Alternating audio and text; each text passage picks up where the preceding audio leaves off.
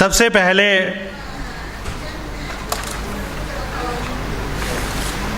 عالمی جی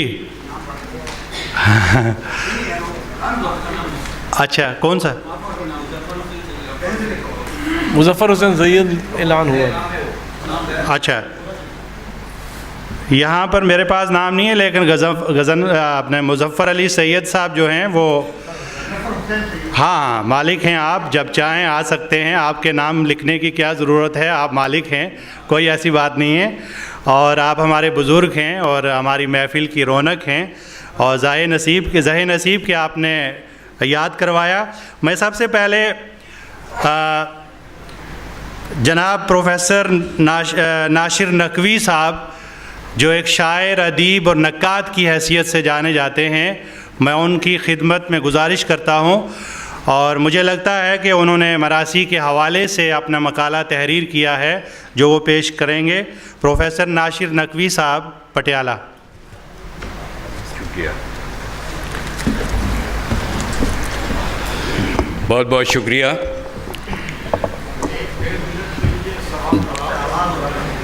میں مجلس صدارت کے تمام اراکین سے اجازت کے ساتھ جی ناشر بھائی وہ آپ کے لیے نہیں ہے، جی میں ہٹا دیتا ہوں، میں نے اسے اندر کر دیا. ٹھیک ہے. میرے مقالے کا عنوان ہے جدید اردو مرثیہ اور عالمی مسائل. اردو مرثیہ نگاری کی تاریخ میں 1874 اور 75 کے درمیان ایک ایسے سال کا وقفہ ہے جہاں سے تخلیقی روش کے دو دھارے ہمارے سامنے ابھر کر آتے ہیں. ایک دھارا قدیم تخلیقی روایت کا ہے جس کے نمائندہ میر انیس اور مرزا دبیر تھے، اور دوسرا دھارا جدید نظم نگاری کا ہے جس کے رہنما مولانا الطاف حسین حالی تھے.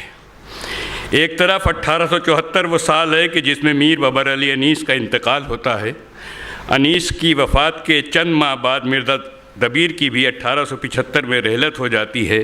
تو دوسری طرف اسی ایک سال کی مدت میں انجمن پنجاب لاہور کی تحریک کے زیر اثر مولانا الطاف حسین حالی 1857 کے قومی حالات کی روشنی میں ادب برائے زندگی کے تحت اردو میں جدید نظم کی بنیاد رکھتے ہیں. انیس و دبیر کی رحلت کے سبب اور اردو مرثیہ نگاری میں رائج قدیم تخلیقی روایت کا سفر جیسے ٹھہر سا جاتا ہے. یوں تو انیس و دبیر کے بعد بھی ان کی روایت جاری رہی، لیکن ان کے بعد کے مرثیہ نگار انیس و دبیر کے مقام اور مرتبے تک نہیں پہنچ سکے.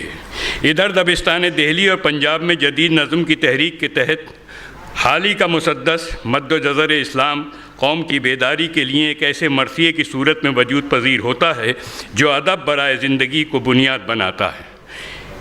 اس طرح مد و جزر اسلام رسائی شاعری کے نئے آفاق سے عوام کو روشناس کرانے کا سبب بنتا ہے، جسے ہم باقاعدہ پہلا جدید مرثیہ بھی قرار دے سکتے ہیں.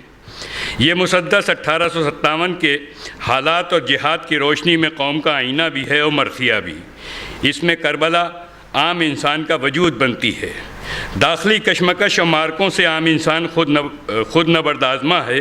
حالی نے مسلمانوں کو خطاب کرتے ہوئے اسلام کے جس ہادی سے متعارف کرایا ہے وہ کوئی مافوق الفطرت ذات نہیں ہے، بلکہ وہ بھی اسی زمین کا نمائندہ ہے جس کے ہم سب ہیں. اس کے سامنے بھی دنیا کے مسائل ایسے ہی تھے جیسے ہمارے سامنے آتے ہیں. اس جمع مرد ہادی نے کس طرح دنیاوی مسائل و مصائب کا سامنا کیا، اسے سامنے رکھ کر حالی نے قوم کو جینے کا پیغام دیا. وہ بجلی کا کڑکا تھا یا صوت ہادی، عرب کی زمین جس نے ساری ہلا دی، نئی ایک لگن جس نے سب کے لگا دی، ایک آواز میں سوتی بستی جگا دی، پڑا ہر طرف غل یہ پیغام حق ہے کہ گونج اٹھے دشت و جبل نام حق ہے. مولانا حالی نے اپنے زمانے کے مسائل کے پیش نظر اپنی مرثیہ نگاری کو عصری تقاضوں سے ضرور ہم آہنگ کیا، لیکن اسلوب میں روایت سے رشتہ منقطع نہیں کیا، کیونکہ کلاسیکی مرثیے تخلیقی تہذیب و تنظیم و تعمیر کے لیے اساسی حیثیت رکھتے ہیں. یہی سبب ہے کہ انیس و دبیر کے بعد سامنے آنے والے جتنے بھی مرثیہ نگار بشمول مولانا حالی ہیں، ان سب کے یہاں عام طور پر مرثیے کی حیث مسدس ہی رہی ہے. البتہ روایتی اور جدید مرثیے کے فرق ضرور نمایاں ہو گئے.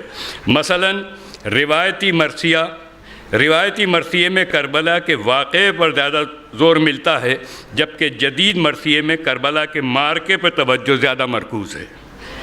قدیم مرثیے میں مشاہدہ ہے تو نئے مرثیے میں مطالعہ ہے۔ روایتی مرثیہ تبریک ہے تو جدید مرثیہ تحریک بن کر ابھرا۔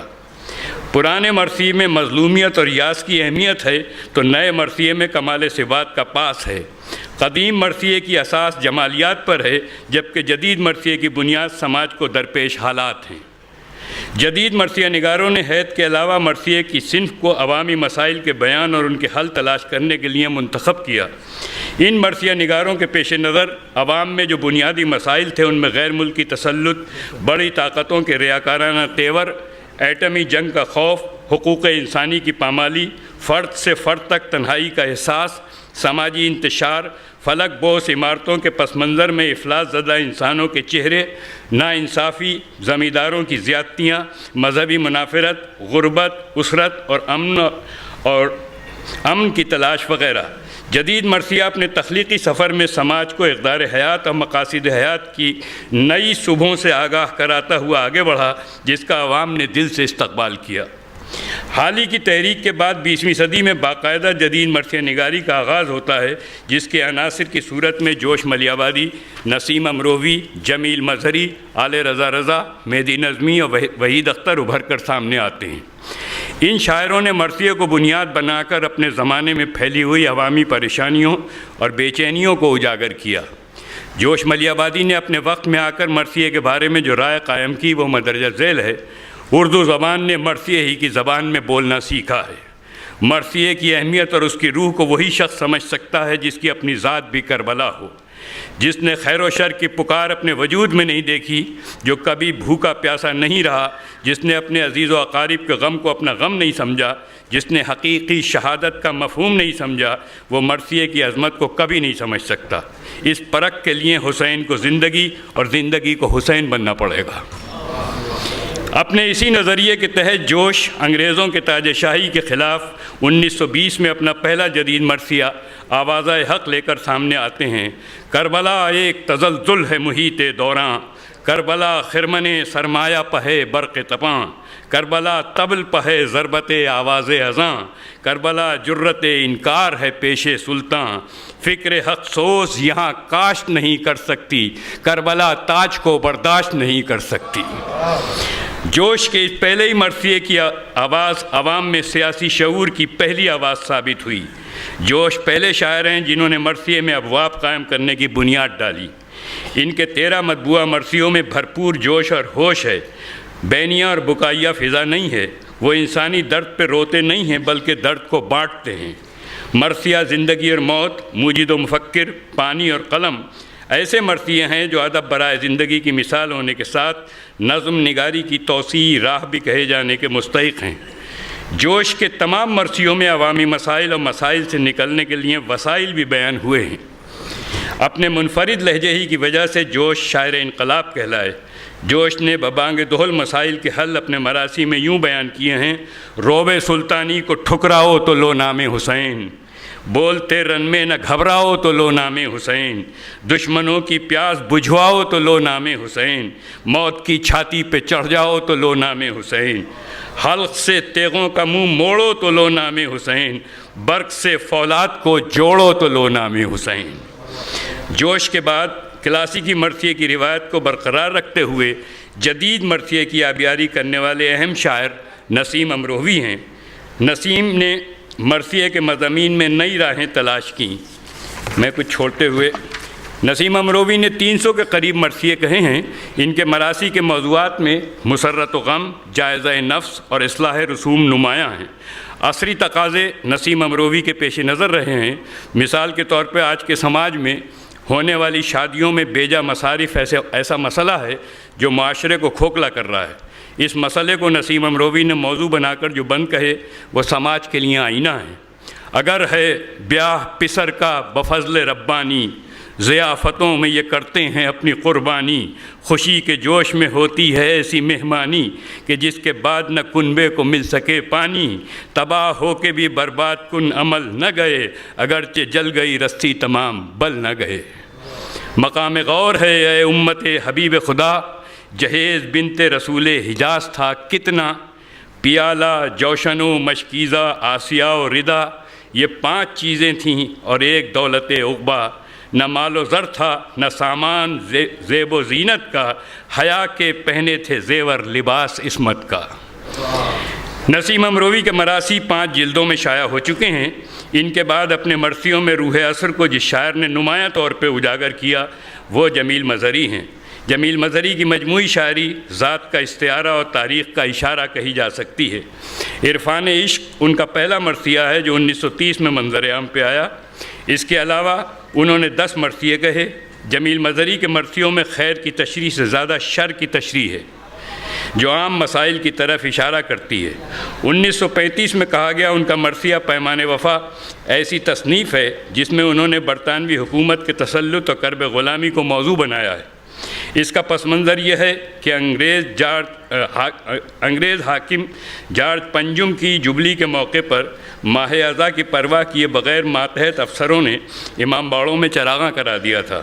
اس جابرانہ حکم کے خلاف جمیل مظہری نے کوفے کے گورنر ابن زیاد کے ظلم اور انگریزوں کے ظلم کو مماثل کرتے ہوئے یوں پیش کیا: کہیں زنجیروں کی دھمکی تھی کہیں بارش زر، کام کرنے لگا ہر سمت حکومت کا اثر، سن کے یہ غل کے چلا آتا ہے شاہی لشکر، عورتیں لے گئیں مردوں کو قسم دے دے کر، یوں ہی ایما کی طرف خوف مکیں ہوتا ہے، دل میں راسخ ہو غلامی تو یوں ہی ہوتا ہے، حیف وہ قوم جو ہو ملت شاہ شہداء، وہ حکومت کی کنیزی میں ہو حیرت کی ہے جا، جس طرف دیکھیے ہے موت کا ایک سناٹا، نہ کوئی پیر تدبر نہ جوان غوغا، جسم ہیں مدفن دل مجلسیں گورستاں ہیں، بستیاں روح کی ایک وادی خاموشاں ہیں۔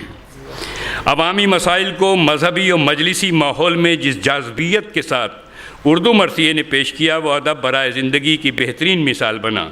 ذیلی گفتگو میں بطور مرثیہ نگار جمیل مظہری کے اس تجربے سے اتفاق نہیں رکھتا جو انہوں نے مسدس کی فارم میں کیا اور اپنے کچھ مرثیوں میں بند کے تیسرے مصرے کو قافیے سے آزاد کیا ہے۔ ان کے اس تجربے کی تاسیسی پاکستان میں ہلال نقوی نے بھی کی، جو بہرحال مجھے اپیل نہیں کرتی کیونکہ کسی بھی حید کو چھیڑنے کے حق کی حمایت میں نہیں کرتا۔ مرثیے کو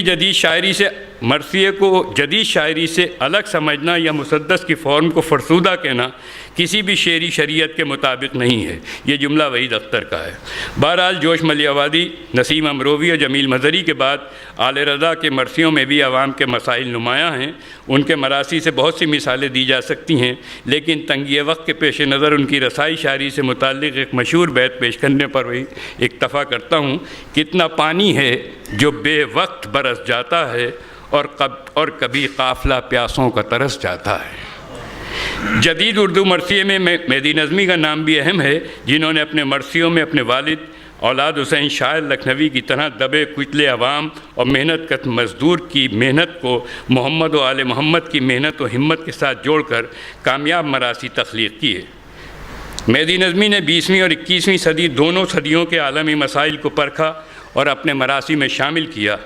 اشتراکی اور جمہوری نظاموں کا فساد، آدمی کے خون میں ڈوبے پیاموں کا فساد، راتوں سے پہلے شفق آلود شاموں کا فساد، برتری کی پیاس میں وہ تشنہ کاموں کا فساد، ہل چلے ہیں بے کلی ہے خوف ہے ہیجان ہے، موت کی برسات میں سہما ہوا انسان ہے۔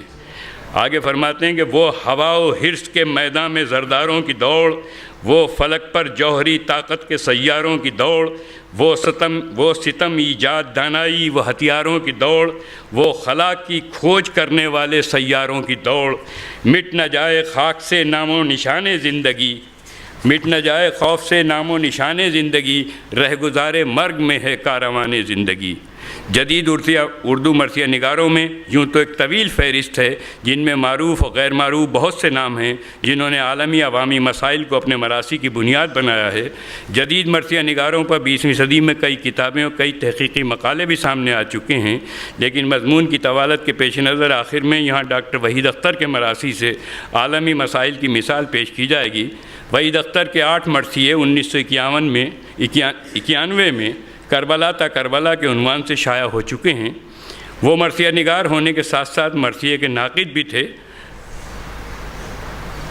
مرثیے کی روایت کو تخلیقی عناصر کی شکل دینے کا جو کام میر انیس نے کیا، اس کے سامنے نئے اجزاء کی دریافت کا امکان بہت کم معلوم ہوتا ہے۔ وحید اختر صاحب فرماتے ہیں، میں اسے چھوڑتے ہوئے، رنگ نے کھینچا ہے، یہ موضوع ہے ان کا کہ قلعہ کشا مولا علی کے فضائل بیان کرتے ہوئے طبقاتی کشمکش پہ روشنی ڈالی ہے۔ انہوں نے خیبر شکنی کو ظلم اور سرمایہ داری پر غربت اور شرافت کی فتح کی صورت میں پیش کیا ہے، نیز رنگ و نسل کے فرق اور اقتدار کی ہوس کی مذمت کی ہے۔ فرماتے ہیں کہ رنگ نے کھینچا ہے انسانوں کے مابین حصار، نسب و ذات کی تفریق کے ہیں نام ہزار، آدمی چھوٹا ہے اور اونچی ہے زر کی دیوار، اقتدار آج بھی ہے باطل و حق کا معیار، ساقیہ عشق بلال حبشی مل جائے، روح سلمہ کی صداقت طلبی مل جائے، ساقیہ ہے تیری تلوار عدالت کا نشاں، عاشقوں کے لیے ہے امن و حفاظت کا نشاں، دشمنوں کے لیے ہے سور قیامت کا نشاں، ظلم کے دل میں ہے اب تک تیری ضربت کا نشاں، تھی رعونت کی ہوا جس میں وہ سر ٹوٹ گیا، در خیبر نہیں ہر قلعہ زر ٹوٹ گیا۔ عالمی عوامی مسائل جدید اردو مرثیے کے بنیادی موضوع رہے ہیں۔ ہمارے مرثیہ نگاروں نے شعور نو کی روشنی میں 20ویں صدی خاص طور پر اپنے زمانے کے سیاق و سباق کو دیکھا اور پرکھا ہے۔ ان کی فکر کی تازہ خیالی نے مارکہ کربلا اور شہیدان وفا کی عظمت کو نئے فکری تناظر میں صرف بیان ہی نہیں کیا بلکہ عوام میں رائج بھی کیا ہے۔ مذکورہ مرثیہ نگاروں کے علاوہ جنوبی ہند کے نجمہ افندی، باقر امانت خانی، بہار کے شاد عظیم آبادی اور شہزاد معصومی، اتر پردیش سے آرزو لکھنوی، شمیم امروہوی، اولاد حسین شاعر، علی سردار جعفری، مہذب لکھنوی، ہریانہ پنجاب سے دلہ رام کوسری، دہلی سے آغا شاعر غزل باش، پاکستان سے راجہ محمود آباد، رشید ترابی، قمر جلالوی، امید فاضلی، ہلال نقوی اور وحید ہاشمی نے جو مرثیے کہے ہیں وہ جدید مرثیہ نگاری میں اپنے نئے موضوعات کے حوالے سے سنگ میل کا درجہ رکھتے ہیں۔ عالمی عوامی مسائل کی روشنی میں کہے گئے جدید مرثیے تعمیری مذہبی اقدار کے بھی امین ہیں اور مجموعی اردو شاعری کے وقار میں اضافے کا موجب بھی ہیں۔ یہ اس لیے بھی کہ ان نگارشات میں مرثیے کے ممدوح کی عنایت بھی شامل ہے اور وہ دعا بھی جو مرثیہ نگار اپنے مرثیے کے آخر میں کرتا آیا ہے۔ میں اپنے مضمون کو جدید مرثیہ نگاری اور عالمی مسائل کے ربط باہمی کے تعلق سے اپنے ہی ایک مرثیے کے بند پہ ختم کرتا ہوں۔ مطلب پرستیوں میں ہے دنیائے رنگ و بو، دامان دین کو آج ہے پھر حاجت رفو، قرآن شکستہ جسم ہے ایمان لہو لہو، خطرے میں پھر ہے دین محمد کی آبرو، اب سن بھی لے یہ درد میں ڈوبی صدا حسین، پھر عصر نو پکار رہا ہے کہ یا حسین۔ بہت بہت شکریہ۔ بہت خوب ناشر نقوی صاحب۔ ظاہر ہے کہ جس عمدہ کلام سے اور عمدہ موضوع سے اس سیشن کی ابتدا ہوئی ہے تو انشاءاللہ آگے بھی یہ برکتیں جاری رہیں گی۔ ہمارے اس سیشن میں ہمارے سامنے بڑے بڑے نام ہیں، پروفیسر عتیق اللہ صاحب، پروفیسر قدوس جاوید صاحب، پروفیسر غضنفر صاحب اور عبید الرحمن ہاشمی صاحب بیٹھے ہیں۔ کس کس کا نام لیں؟ سارے ہی ادب میں ایک سند کی حیثیت رکھتے ہیں اور ناشر نقوی صاحب نے جس طریقے سے سما باندھا، یقیناً میں کہہ سکتا ہوں کہ ناشر نقوی صاحب نے پنجاب کی سرزمین پر اسی مرثیے کا راگ چھیڑ کر کے پنجابیوں کو اردو کی طرف راغب کیا، اور آج پنجاب میں جہاں بھی آپ چلے جائیں تو اردو سے محبت کرنے والے لوگ آپ کو خوب مل جائیں گے۔ ان کے بعد میں گزارش کر رہا ہوں جناب اشفاق صاحب سے کہ آپ تشریف لائیں۔ یہ قطر سے تشریف لائے ہیں اور اردو کی نئی بستیوں میں خوب کام کر رہے ہیں اور اردو کو حدوں اور سرحدوں سے پار لے کر کے ایک ایسی حیثیت دلوائی ہے انہوں نے کہ ظاہر ہے کہ ان کا نام اور ان کا کام ہمیشہ اردو ادب میں زندہ رہے گا۔ اشفاق صاحب۔ بہت شکریہ، بہت شکریہ۔ حاضرین اکرام، میرے مقالے کا عنوان ہے اردو شاعری میں ہندوستانی تارکین وطن کے مسائل۔ انسان ایک حساس اور صاحب شعور مخلوق ہے، حالات کو تبدیل کرنا اور حالات کے ہاتھوں تبدیل ہونا اس کی طبیعت میں شامل ہے، لہٰذا ایک حواس بیدار شاعر کا وہاں کے طرز احساس سے متاثر ہونا ایک فطری امر ہے۔ جہاں کہیں وہ بستا ہے اس کی تخلیقات وہاں سے کچھ نہ کچھ کسب فیض کرتی ہیں۔ نقل مکانی کا یہ سلسلہ 20ویں صدی سے جاری ہے، جس نے عالمگیریت کی اصطلاح کو عملی طور پر ایک مستند شکل عطا کی ہے۔ کہتے ہیں کہ ادب وہی زندہ رہتا ہے جو اپنے عہد کی سماجی، معاشرتی اور نفسیاتی پیچیدگیوں کے ساتھ ساتھ تارکین وطن کے تجربوں، ان کی کامیابیوں اور ناکامیوں کی عکاسی کرتا ہے، اور جن کے آباء و اجداد بہتر سے بہتر کی تلاش میں اجنبی زمینوں تک تو آ گئے، لیکن ان کے دل اب تک انہی فضاؤں میں سانس لیتے ہیں جہاں انہوں نے آنکھیں کھولیں۔ وہ جسمانی طور پر تو خلیجی اور یورپی ممالک میں رہتے ہیں، لیکن ان کے دل اب بھی انہی فضاؤں میں سانس لیتے ہیں جہاں انہوں نے اپنی آنکھیں کھولی ہیں۔ ان کے دل ان کے وطن کی وادیوں میں دھڑکتے ہیں اور اپنی مٹی سے جڑے اپنے مزاج کا دامن نہیں چھوڑتے اور مقامی معاشرے سے دور رہتے ہیں۔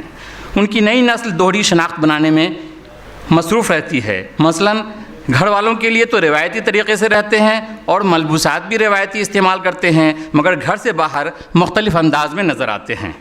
معاشی تنگی سے پریشان حال اس نسل کو مقامی تجربوں کی کمی کے باعث ایسے کام کرنے پر مجبور ہونا پڑتا ہے جس سے ان کی عزت نفس مجروح ہوتی ہے، مگر اس کا اظہار وہ کسی سے نہیں کرتے اور اندر ہی اندر گھٹتے رہتے ہیں۔ آئیے مندرجہ ذیل اشعار میں وہ کیفیتیں ملاحظہ فرمائیے کہ ہمیں جو رزق دیا اس میں وسعتیں لکھ دیں، ہمیں جو رزق دیا اس میں وسعتیں لکھ دیں، مگر حصول میں صحرا کی شدتیں لکھ دیں، اور میرے نصیب کے خانے میں لوٹنا لکھ کر، میرے نصیب کے خانے میں لوٹنا لکھ کر پھر اس کے ساتھ کے خانے میں مدتیں لکھ دیں۔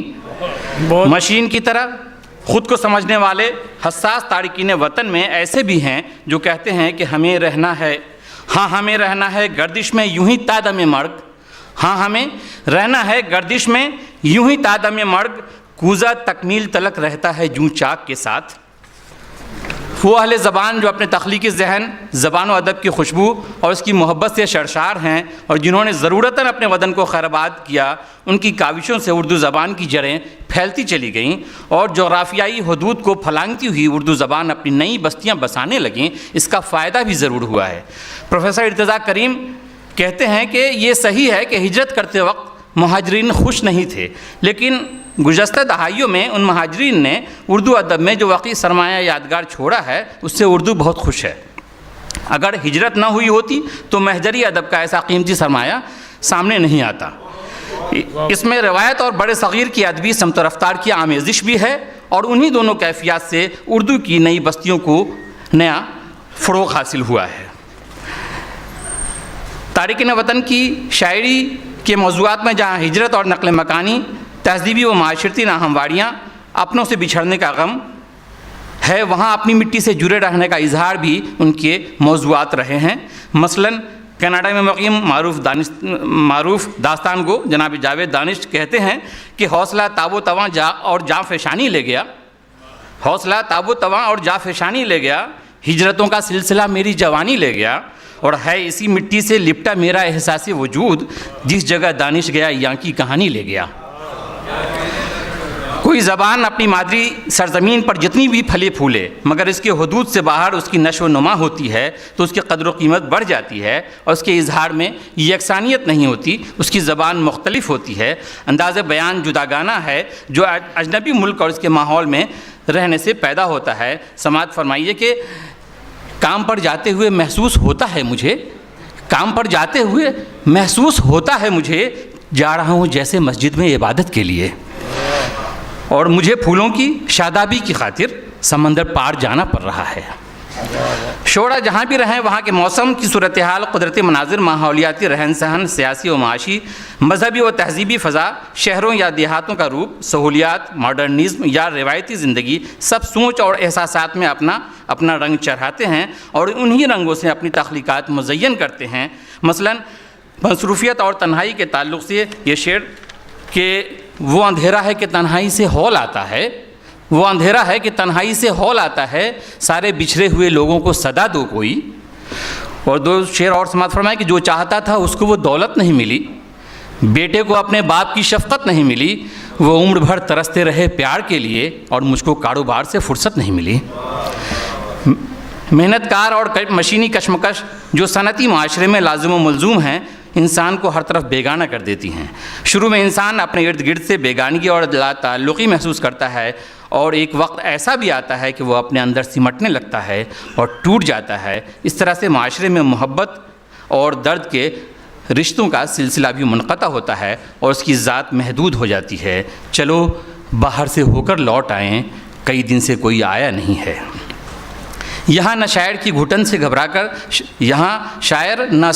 گھر کی گھٹن سے گھبرا کر شہر کی رونق سے لطف اندوز ہونا چاہتا ہے، بلکہ وہ ایسی حقیقت کا اظہار کر رہا ہے جس کے تحت مار ڈالنے والی تنہائی سے بچنے اور یکسانیت کو توڑنے کے لیے ذرا سی دیر کے لیے گھر سے نکل کر دوبارہ وہیں لوٹ آتا ہے، کیونکہ کوئی اس کا پرسان حال نہیں ہے اور وہ اس بھرے پڑے شہر میں اکیلا ہے، اور تنہائی اور بے بسی کی یہ انتہا ہے اس شخص کے لیے۔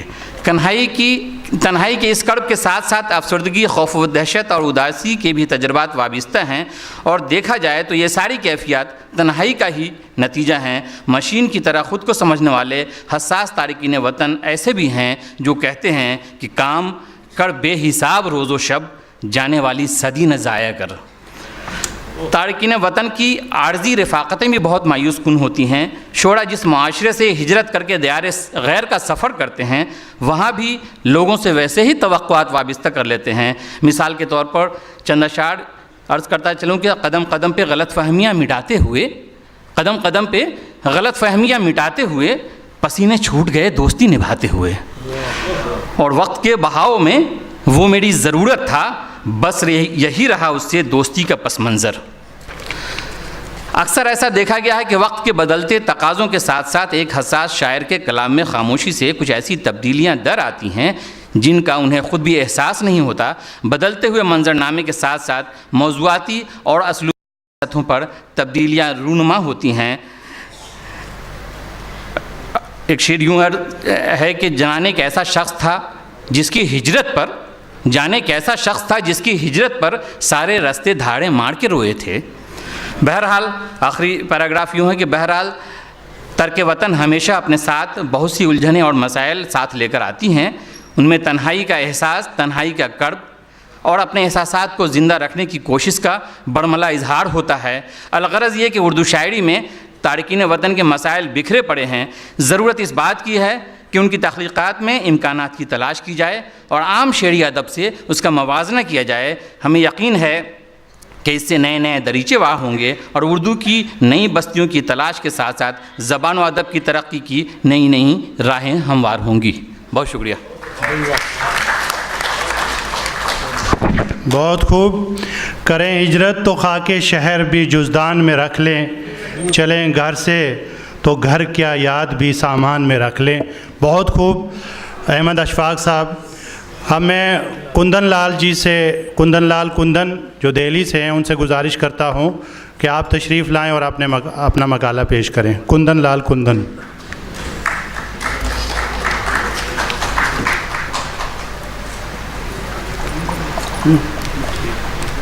ٹھیک ہے۔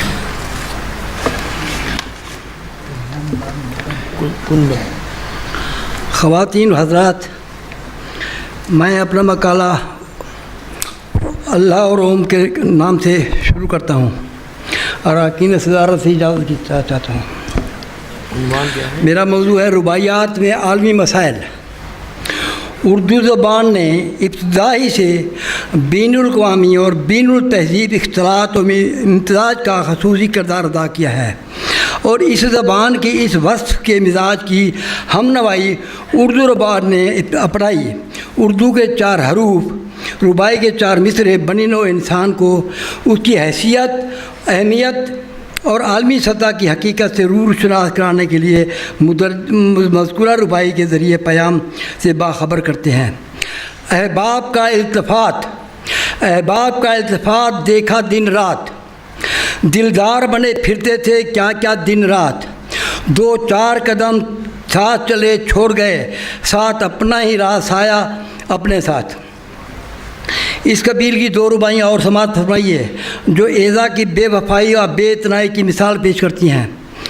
کس کو کہیں اس دور کا اچھا انسان، کوئی نہیں اب دودھ کا دھویا انسان، دولت کے لیے بھائی ہے بھائی کا عدو، انسان کے ہے خون کا پیاسا انسان۔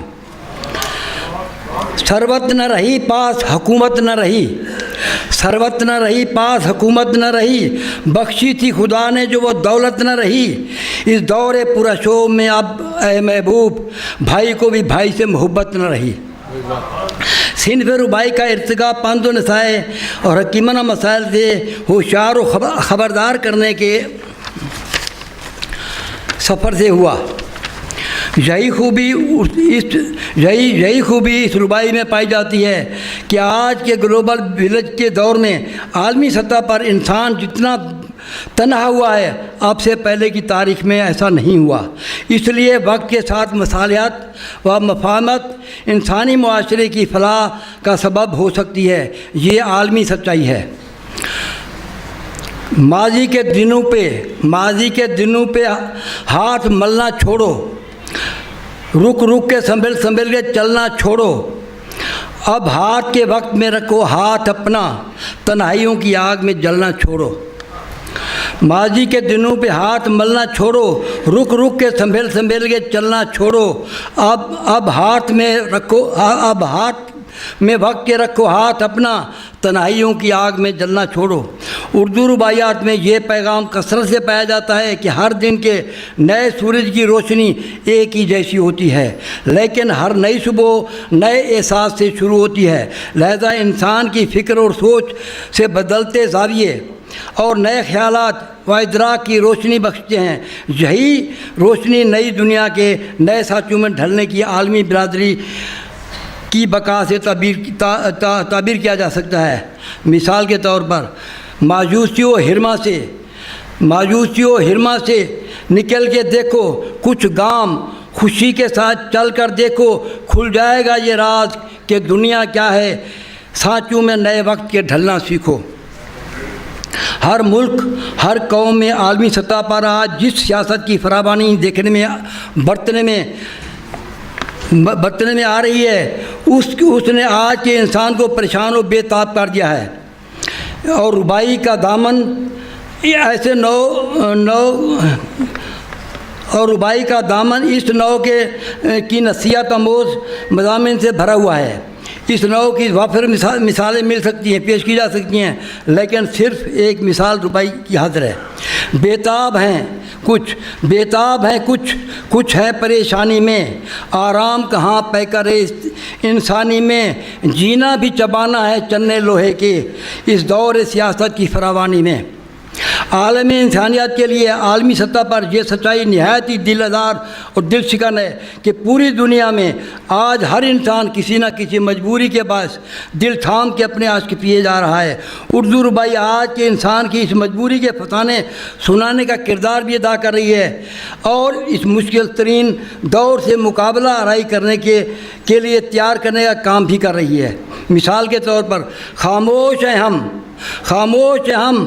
ہونٹ سیے جاتے ہیں اور ایک اور ستم خود پہ کیے جاتے ہیں۔ اس دور کشاکش کے مناظر توبہ دل تھام کے عاشق اپنے پیے جاتے ہیں۔ عالمی سطح پر عالمگیر سچائی بھی اظہر بن شمس ہے کہ آج ترقی یافتہ سماج لالچ اور خواہشات کے تابع ہو کر روز نئے ناچ رہا ہے۔ اردو ربائی کو شاعر اس بری عادت و خسرت سے باخبر کرنے کا کام بھی پوری ذمہ داری کے ساتھ کر رہے ہیں اور اس ضرر رساں کجی والے جذبے سے دور رہنے کی تلقین بھی کرتے چلے آ رہے ہیں۔ فرمائش عیسیٰ سے رلاتی ہے تما، ہر لمحہ نئی آگ لگاتی ہے تما، محفوظ ہے جو دور ہے اس سے ورنہ 100 ناچ نئے روز نچاتی ہے تما۔ عالمی منظر نامے میں ابھرتی ہوئی دہشت گردی و قتل و غارت کے خلاف بھی آواز اٹھانا ربائی گو شاعر کا فرض اولی ہوتا ہے۔ اس سے منہ نہیں موڑ سکتا۔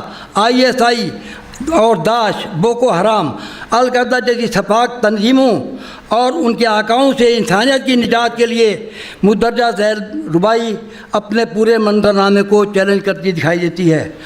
ڈھونڈے سے بھی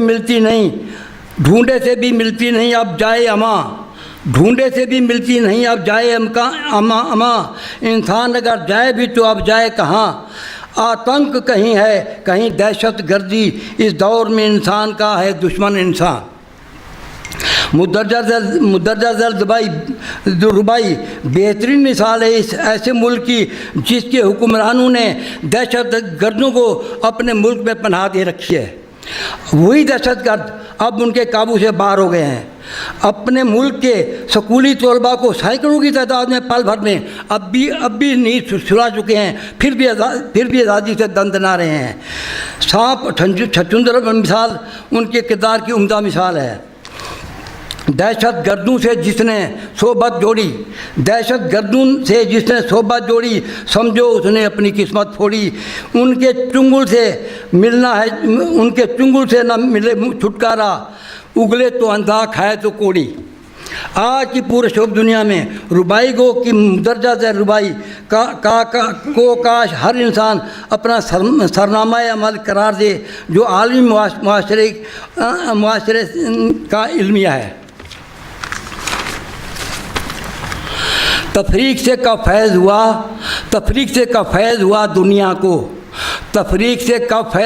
دنیا کو، آدم کی ہو اولاد تو مل جل کے رہو، ہنس بول کے جینے کا مزہ ہے یارو، کچھ اپنی کہو بات کچھ اوروں کی سنو۔ صنف ربائی کے قدیم و جدید ذخیرے میں پند و نسائے، عرفان و تصوف کے مسائل سے مملو ہیں۔ اس کی بے شمار مثالیں پیش کی جا سکتی ہیں۔ نفرت کے اندھیروں سے نکلنا ہوگا، الفت کے حسین رنگ میں ڈھلنا ہوگا، جو ہندو مسلمان کو تقسیم کرے اب ہم کو وہ قانون بدلنا ہوگا۔ گلوبل ولیج میں کہیں بھی کوئی ہولناک دہشت ناک واقعات جب بنی نوع انسان پر پیش آتے ہیں تو حساس ربائی کو شاعر اسے متاثر ہوئے بغیر نہیں رہ سکتا، وہ بے قرار و بے چین ہو جاتا ہے۔ سونامی طوفان نے جب اس کو جھنجھوڑا تو اس کے اثرات کی بھیانک تصویر کشی مندرجہ ذیل رباعیات میں قابل غور ہے۔ آشیانہ چھوڑ ہے تنکا نہ رہا، آیا جو سامنے وہ جھٹکا نہ سہا، سونامی لہر سب تباہ کر گئی، چوری کا پھر ذرا بھی کھٹکا نہ رہا۔ گھر کے گھر بند ہوئے سونامی سے، ویراں خرسند ہوئے سونامی سے، گھر کے گھر صاف ہوئے سونامی سے، برہم سہ چند ہوئے سونامی سے۔ جب گھر کے گھر بیٹھ گئے پل بھر میں، ہر جانب تھی آہو بکا گھر گھر میں، آیا اس دم نہ ایک پرسان حال، لاشوں کے تھے ڈھیر لگے در برنے۔ اس گلوبل ولیج کی کہانی صرف ہندوستان کی نہیں، کئی ملکوں کے سربراہ گھوٹالوں میں ملوث ہیں۔ ان کے نام آپ سب کو معلوم ہے، میں جان نہیں کرنا چاہتا، اس میں ہندوستان بھی شامل ہے۔ یہ گلوبل ولیج کی کہانی صرف ہندوستان کی نہیں، کئی ملکوں کے سربراہ گھوٹالوں میں ملوث ہیں، ان پر مقدمے بھی چل رہے ہیں، مگر آخرکار وہ قانونی داؤ پیچ سے بچ نکلتے ہیں۔ دوسری جانب معمولی اہلکار کو چھوٹی سی غلطی پر جان کے لالے پڑتے ہیں۔ ربائی گو شعراء ایسے موقعوں کی اندیکھی نہیں کرتے۔ حاکم کے تین شہنا کے نو کندن، رشوت کا آج یہ ہے بھاؤ کندن۔ حاکم پولیس کا ہو کہ ہو کوئی بھی ناجائز نظر تو کھلاؤ کندن۔ گھوٹالوں سے ہند کو بھونا کس نے، ہاں بیچا دیش کا سونا کس نے۔ ایک بار سونا بھی جہاں گروی رکھا گیا تھا ہمارے ہندوستان میں۔ چارہ ہو یا توپ کا گھوٹالا، ملک کو لگایا یہ چونا کس نے۔ مولی کے چور کو ملی سولی آج، گھوٹالوں کے دلال کرتے ہیں راج۔ کیسا قانون ہند ہے پوچھے کون ہے قانون کے محافظ، کیوں ہے قانون کے محافظ محتاج۔ سائنس اور ٹیکنالوجی نے پچھلی صدی اور 21ویں صدی کے ربع اول ऐसी तरक्की की है कि सारा संसार सिमट कर मुट्ठी में आ गया है। इससे कबल संसार के एक कोने से दूसरे कोने तक पहुंचने में महीनों लगते थे। वहाँ से ख़तों किताबत पहुंचने में एक अरसा लगता था। हम अपने अजीज़ व कारब की खैरियत जानने के लिए तड़पते रहते थे, मगर आज पल भर में अपने महबूब और अजीज़ व कारब को फ़ोन पर या वीडियो कॉल पर बातचीत ही नहीं, उसे उछलते कूदते हंसते नाचते गाते अपनी आंखों से देख सकते हैं। बातचीत भी में मजाक भी कर सकते हैं, मगर उसे छू नहीं सकते। रुबाई को शायर ऐसे मौजू से बेखबर नहीं है। 20वीं सदी का है ये अजमालन राज, 20वीं सदी का है ये अजमालन राज कि ज़मीन से ता चाँद मुज़फ़्फ़र परवाज़, मुट्ठी में क्या अर्ज़ समा उसने कैद, खोले संचार के नए मख्फी राज। होगा 21वीं सदी में ये इजहार, बिल मुशाफा फ़ोन पर रहेगा दीदार, तुम फ़कत न छू पाओगे आपस में, रह जाओगे सीने में दो हथड़ मार। एक सिर्फ ख़त्म होने वाला है।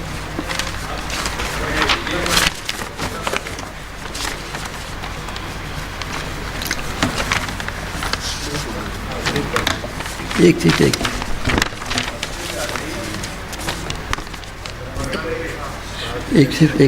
एक मिनट। कई सालों तक नहीं हो रही थी।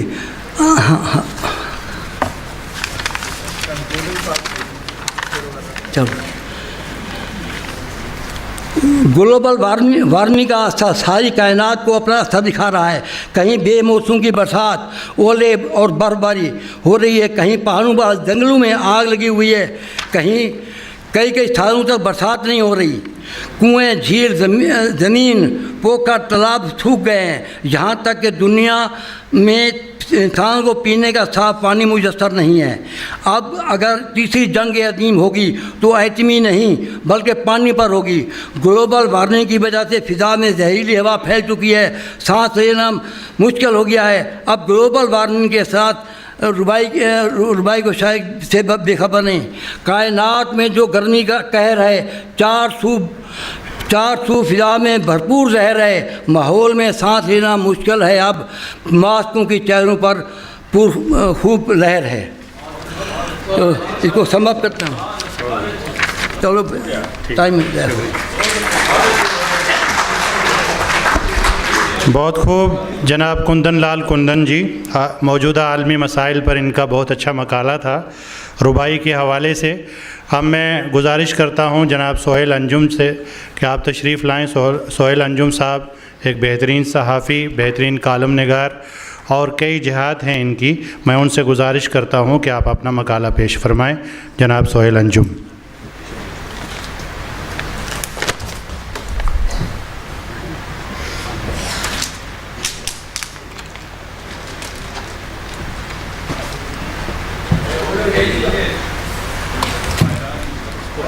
अच्छा,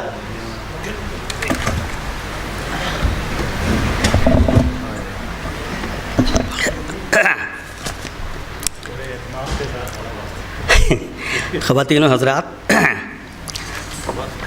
जी बिल्कुल, मैंने इसीलिए मकाले की तलख़ीस तैयार कर दी जो 10 मिनट में ख़त्म हो जाएगी, वो मैं लेकर के आया हूँ। पहले सेशन में मैं थोड़ी ताख़ीर से पहुँचा था, मुझे नहीं मालूम कि जनाब शाहिद लतीफ़ साहब का मकाला मैं नहीं सुन पाया था। आलमगीरियत या किसी मौजू पर था, मेरा भी तकरीबन उसी से मिलता जुलता है, आलमी मसाइल और उर्दू अखबारात। मैंने सिर्फ हिंदुस्तानी अखबारात का जायज़ा लिया है। उर्दू अखबारात भी दूसरी ज़बानों के अखबारात की मानिंद आलमी उमूर व मसाइल पर गहरी नज़र रखते हैं। अलबत्ता इस मौजू के मोटे तौर पर 3 पहलू हैं। एक, अखबारात में आलमी मसाइल की कवरेज का आगाज़, दूसरा उनका हजम, और तीसरा अंदाज़े पेशकश, यानी उन मसाइल को किस ज़ाविये से देखा जाता है। जब इस सिलसिले में हम कलकत्ता से शाया होने वाले उर्दू के पहले अखबार जामे जहानुमा के मुंदरजात पर नज़र डालते हैं तो अंदाज़ा होता है कि ख्वाह कम तादाद ही में सही, लेकिन उसमें भी गैर मुल्की ख़बरें शाया होती रही हैं। उसके बाद दिल्ली से निकलने वाले दिल्ली उर्दू अखबार اور صادق الاخبار میں بھی غیر ملکی مسائل پر خبریں شائع ہوتی تھیں، لیکن بیشتر انگریزوں سے متعلق ہوتی تھیں۔ اردو اخباروں میں عالمی مسائل کی اشاعت سر سید کے زمانے میں تیز ہوئی۔ جب انہوں نے 1866 میں اخبار سائنٹیفک سوسائٹی جاری کیا تو انہوں نے غیر ملکی خبروں پر خاصی توجہ دی۔ انہوں نے ترکی، افغانستان، مصر اور برما وغیرہ میں اس وقت جو تنازعات اور جھگڑے چل رہے تھے ان کو اپنے اخبار میں جگہ دی، اور ہر ہفتے انگریزی اخباروں سے خبروں کا ترجمہ بھی شائع کرتے تھے۔ انہوں نے مولوی سمیع اللہ کے بیٹے جو اس وقت انگلینڈ میں رہ رہے تھے ان کو اپنا نمائندہ مقرر کیا تھا۔ سر سید نے عالمی خبروں کا دائرہ کافی حد تک وسیع کر دیا، اور نہ صرف عالم اسلام بلکہ دیگر خطوں کی خبریں بھی ان کے اخبار میں شائع ہوتی رہی ہیں۔ یورپ میں سائنسی، سیاسی، انتظامی اور سماجی سطحوں پر ہونے والی تبدیلیوں اور سرگرمیوں کو بھی انہوں نے اخبار میں جگہ دی۔ انہوں نے اردو اخباروں کے مقامی رنگ کو بین الاقوامی رنگ دے دیا۔ اگر ہم یہ کہیں تو غلط نہیں ہوگا کہ سر سید نے باضابطہ طور پر اردو اخباروں میں بین الاقوامی امور و معاملات شائع کرنے کی ایک روایت کی داغ بیل ڈالی۔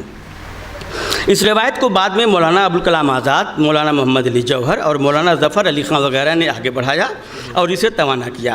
تحریک خلافت سے متعلق خبریں ہوں، عالم اسلام کی صورتحال ہو یا دیگر مسائل ہوں، انہوں نے کھل کر ان پر لکھا، اور نہ صرف لکھا بلکہ قارئین کی رہنمائی بھی کی۔ مولانا آزاد نے الہلال میں خلافت عثمانیہ اور دوسرے موضوعات کو خاصی جگہ دی۔ بقول ملک زادہ منظور احمد، الہلال کے صفحات کا ایک بڑا حصہ عثمانیت سے بھرا ہوا تھا۔ انہوں نے شیخ جمال الدین افغانی کو ہندوستان سے روشناس قرارا، شام، فلسطین، عراق اور مصر کے حالات بھی شائع کیے۔ انہوں نے مشرق وسطیٰ اور عالم اسلام سے متعلق مضامین کی اشاعت کے لیے مستقل کالم بنا رکھے تھے۔ مولانا محمد علی جوہر کے اخبار ہمدرد میں بھی غیر ملکی خبریں شائع ہوتی تھیں، بلکہ انہوں نے قارئین ہمدرد کو عالمی حالات و واقعات سے فوری طور سے واقف کرانے کے لیے بین الاقوامی خبر رسائی ایجنسی رائٹر اور ایسوسیٹڈ پریس آف انڈیا کی خدمات حاصل کی تھیں۔ آزادی سے قبل کئی اخبارات انگریزی اور عربی اخبارات کی خبروں اور مضامین کے ترجمے شائع کیا کرتے تھے تاکہ ان کے قارئین عالمی حالات و معاملات سے واقف ہوتے رہیں۔ 25 برسوں تک اخبار الجمعیت کے مدیر رہے مولانا محمد عثمان فاروق علیت الجمعیت کی ادارت سنبھالنے سے قبل کراچی میں اخبار الوحید کے لیے عربی اخباروں سے ترجمے کرتے تھے۔ آزادی کے بعد عالمی واقعات و مسائل پر توجہ میں اضافہ ہوا، البتہ نقطۂ نظر اور انداز پیشکش میں تبدیلی آ گئی۔ مولانا آزاد اور مولانا محمد علی جوہر کے یہاں بین الاقوامی خبروں اور مضامین کے انتخاب میں مسلم یا اسلامی نقطۂ نظر کو اہمیت حاصل تھی۔ البتہ آزادی کے بعد اس میں یعنی مسلم نقطۂ نظر میں شدت آ گئی۔ چونکہ اردو اخبارات زیادہ تر مسلمانوں تک محدود ہوتے چلے گئے، اس لیے ان میں سے بیشتر کا نقطۂ نظر بھی محدود ہو گیا۔ ہندو مالکان کے اردو اخباروں میں بین الاقوامی خبروں کا انداز کچھ اور ہوا کرتا تھا، اور مسلم مالکوں کے اردو اخباروں میں کچھ اور۔ لیکن اس سے کوئی بھی انکار نہیں کر سکتا کہ اردو اخباروں میں عالمی مسائل کی بھرپور کوریج ہوتی ہے، یہاں تک کہ ان میں بھی انگریزی اخباروں کی مانند پورا ایک صفحہ بین الاقوامی خبروں اور مضامین کے لیے وقف ہوتا ہے، بلکہ انگریزی اور ہندی کے اخباروں میں عالمی مسائل پر اس تواتر کے ساتھ چیزیں شائع نہیں ہوتیں جس تواتر سے اردو اخباروں میں ہوتی ہیں۔ کم صفحات کے اخبارات بھی بین الاقوامی خبریں زیادہ شائع کرتے ہیں۔ تقریباً تمام اخبارات میں عالمی مسائل پر مضامین اور اداریے بھی شائع کیے جاتے ہیں، البتہ ان خبروں اور موضوعات پر زیادہ توجہ ہوتی ہے جو مسلمانوں، مسلم ممالک یا عالم اسلام سے متعلق ہوں۔ عالم اسلام کو خاصی جگہ حاصل ہے۔ کچھ برسوں قبل سربیا اور بوسنیا کی جنگیں رہی ہوں یا چیچنیا کی، ان کو اسلامی تناظر میں پیش کیا جاتا تھا۔ قبلہ اول کی وجہ سے فلسطین کا معاملہ بھی ایسا ہی ہے۔ ایران، عراق، شام، افغانستان اور دیگر مسلم یا اسلامی ملکوں کی خبریں ایک خاص انداز میں شائع کی جاتی ہیں۔ عالم اسلام اور مسلمانان عالم کے مسائل سے مدیروں اور قارئین کی جذباتی وابستگی کی جھلک بیشتر اخباروں میں نظر آتی ہے۔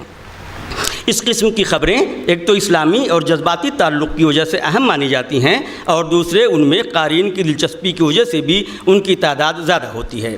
افغانستان پر سوویت روس کے تسلط کے خلاف امریکہ کی مدد سے مجاہدین کی جنگ ہو یا ٹوین ٹاور پر جہازی حملے کے بعد افغانستان پر امریکی حملہ ہو، بیشتر اخباروں نے اس کو اس انداز میں پیش کیا جیسے یہ جنگیں اسلام کے خلاف یا اسلام کے دفاع میں لڑی جا رہی ہوں، اور اگر ان جنگوں میں مسلم فریق کامیاب نہیں ہوا تو اسلام خطرے میں پڑ جائے گا۔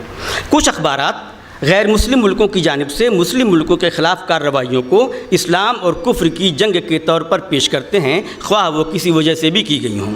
عراق پر امریکہ اور اس کے اتحادیوں کی چڑھائی کے بارے میں بیشتر عالمی تجزیہ کاروں کا خیال ہے کہ وہ محض تیل کے کنوؤں اور اس کے کاروبار پر قبضہ کرنے کے لیے کی گئی تھی، لیکن بعض اخباروں نے صدام حسین کو اسلام کا ہیرو بنا کر پیش کیا اور اس جنگ کو مار کے کربلا بنا دیا۔ کچھ روزنامہ اخبارات اور بیشتر ہفت روزہ اخبارات کے ذریعے ایران عراق جنگ، افغانستان پر امریکہ کے حملے اور اسرائیل کے خلاف فلسطینی باشندوں کی مزاحمت کو ایک خاص رنگ میں پیش کیا گیا۔ اس کا فائدہ کم اور نقصان زیادہ ہوا۔ فائدہ خاص طور پر ہفت روزہ اخباروں کے مالکان کو ہوا۔ ان کی تعداد اشاعت میں راتوں رات بے پناہ اضافہ ہو گیا، یہاں تک کہ پاکستان کے سابق وزیر اعظم ذوالفقار علی بھٹو کو ایک قتل کے کیس میں پھانسی دیے جانے کے معاملے کو بھی جذباتی رنگ میں پیش کر کے کیش کرایا گیا۔ ایک 8 صفحے کے ٹیبلوائڈ نے اس معاملے کو قارئین کے جذبات سے اس طرح ہم آہنگ کر دیا تھا کہ ان کا ایک طبقہ اس کا دیوانہ ہو گیا اور اس کی تعداد اشاعت جانکاروں کے مطابق 1 لاکھ تک پہنچ گئی تھی۔ لیکن نقصان مجموعی طور پر ان اخباروں کا مطالعہ کرنے والے مسلمانوں کا ہوا۔ ان کے اندر ایک خاص قسم کی جذباتیت پیدا ہو گئی جس سے وہ آج تک باہر نہیں آ سکے ہیں، حالانکہ اس جذباتیت نے انہیں بہت نقصان پہنچایا ہے۔ جذباتی و ملی وابستگی کے علاوہ ایک پہلو مسلکی وابستگی کا بھی ہے، جہاں افغانستان، پاکستان، فلسطین، مسجد اقصی، بیت المقدس یا ایسے بعض دوسرے معاملات میں اردو اخباروں کا ایک اجتماعی اور مشترکہ موقف ہے، وہیں بعض استثناؤں کے ساتھ سعودی عرب، شام، عراق، ایران اور ایسے بعض دوسرے معاملات میں ان کا موقف مالکوں اور مدیروں کے مسلک کے مطابق تبدیل یا متشکل ہو جاتا ہے۔ مثال کے طور پر سعودی عرب کے ولی عہد محمد بن سلمان جس قسم کے اقدامات کر رہے ہیں وہ مسلمانوں کے بعض مخصوص طبقات کے نزدیک ناپسندیدہ اور بہت سے لوگوں کے خیال میں غیر اسلامی ہیں، کیونکہ ان کے مطابق ان اقدامات سے سعودی عرب میں اباحیت پھیل جائے گی۔ لیکن جو لوگ سعودی حکمرانوں سے مسلکی مطابقت رکھتے ہیں وہ یا تو ان اقدامات کی حمایت کر رہے ہیں یا پھر خاموش ہیں۔ اسی طرح شام میں جاری خانہ جنگی کے سلسلے میں ایک طبقہ شام میں برسر اقتدار جماعت کی حمایت کرتا ہے اور باغیوں کو اسلام کا اور ملت اسلامیہ کا دشمن قرار دیتا ہے، تو دوسرا طبقہ بشار الاسد کو مسلمان نہیں مانتا۔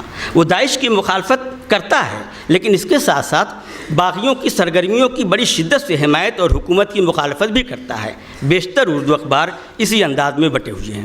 اسی طرح مصر کے معاملات میں بھی ہم نے دیکھا ہے، لیکن مسلمانان عالم کے مسائل سے الگ ہٹ کر بھی اگر ہم دیکھیں تو پائیں گے کہ اردو اخباروں میں عالمی مسائل کی بھرپور کوریج ہوتی ہے۔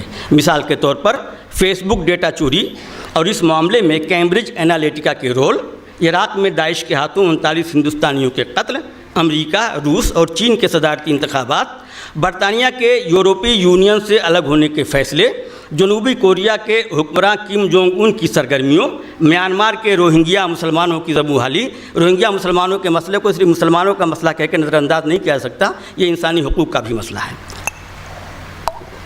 برطانیہ اور روس کے مابین سفارتی کشاکش، امریکی تعلیمی اداروں میں شوٹنگ کے واقعات، عالمی رہنماؤں کے بیانات، نوبل اور آسکر انعامات یا ایسے بہت سے معاملات کی جو مسلمانوں یا عالم اسلام سے براہ راست تعلق نہیں رکھتے خاصی کوریج کی جاتی ہے۔ البتہ اس وقت دنیا کے سب سے بڑے مسئلے جو مسلمانوں کا بھی بہت بڑا مسئلہ ہے، یعنی دہشت گردی کے معاملے میں تقریباً تمام اخبارات کا ایک متفقہ، مشترکہ اور متحدہ موقف ہے۔ وہ یہ ہے کہ دہشت گردی انسانیت کے لیے انتہائی تباہ کن ہے۔ دہشت گرد گروپوں کو صفحہ ہستی سے نابود کر دیا جانا چاہیے۔ ایک بھی اردو اخبار کسی بھی دہشت گرد گروپ کا حامی نہیں ہے، وہ پاکستان، بنگلہ دیش یا ہندوستان سے سرگرم داخلی گروپ ہوں یا افغانستان، شام، عراق وغیرہ سے سرگرم القاعدہ اور داعش جیسے بین الاقوامی گروپ۔ اردو اخبارات ان تمام کے خلاف جارحانہ انداز میں خبریں اور مضامین شائع کرتے ہیں۔ تقریباً تمام اخبارات کا یہ موقف ہے کہ ان گروپوں کو اگرچہ ان کے نام مسلمانوں جیسے ہیں، مسلمان نہیں کہا جا سکتا۔ وہ اسلام کی جس طرح تشریح کر رہے ہیں وہ غلط اور گمراہ کن ہے۔ اس بارے میں مضامین اور رپورٹوں کے علاوہ اداریے بھی شائع کیے جاتے ہیں۔ متعدد عالمی مسائل سے اسلامی مسلکی اور جذباتی وابستگی ہونے کے باوجود اردو اخباروں پر خبروں اور مضامین کی اشاعت میں ملک دشمن رویے کا الزام قطعاً عائد نہیں کیا جا سکتا۔ وہ اگر کسی مسئلے میں حکومت وقت سے اختلاف بھی کرتے ہیں تب بھی وہ ملک کے مفادات کو مقدم سمجھتے ہیں۔ ان کی تحریروں سے ملک دشمنی کی بو ہرگز نہیں آتی، وہ ملک کے مفادات کے خلاف قدم نہیں اٹھاتے۔ مسئلہ فلسطین سے گہری دلچسپی اور اسرائیل کو غاصب و ظالم قرار کی بھی بھرپور کوریج کی اور ان کے دورے سے ہند اسرائیل تعلقات میں استحکام کا ذکر بھی کیا۔ اسی طرح انہوں نے وزیر اعظم کے دورہ فلسطین کا اور دوسرے ملکوں کا بھی بھرپور احاطہ کیا۔ جہاں تک عالمی خبروں کے حصول کا تعلق ہے تو دوسرے ممالک میں اردو اخباروں کے نامہ نگار نہیں ہیں۔ بیرون ملک کی خبروں اور واقعات کے لیے ان کو غیر ملکی خبر رساں ایجنسیوں کا محتاج رہنا پڑتا ہے۔ بہت سے اخبارات BBC، وائس آف امریکہ اور دوسرے ریڈیو اسٹیشنوں اور اخباروں کی ویب سائٹوں سے اور بہت سے آج کل سوشل میڈیا سے خبریں اٹھاتے ہیں اور ایجنسی لکھ کر شائع کر دیتے ہیں۔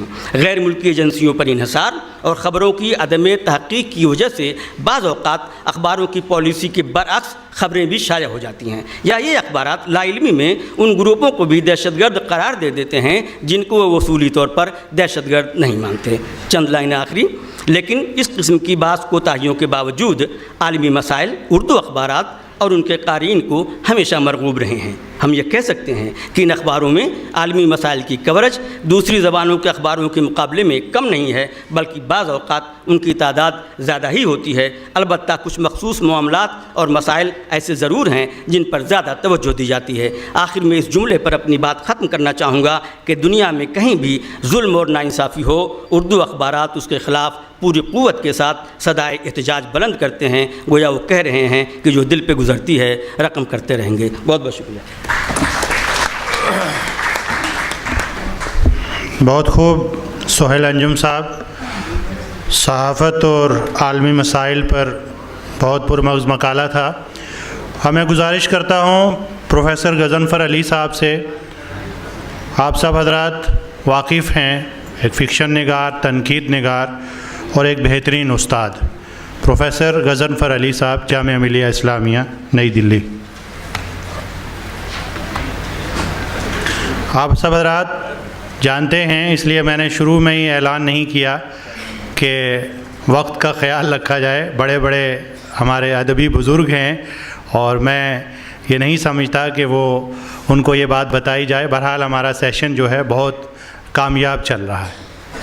اس کو کسی کا ضرورت آپ کو نہیں ہے ضرورت ہے، تختے پہ اوروں کو چلایا جائے۔ بس میں کوشش کروں گا کہ 12-13 منٹ میں پڑھ دوں۔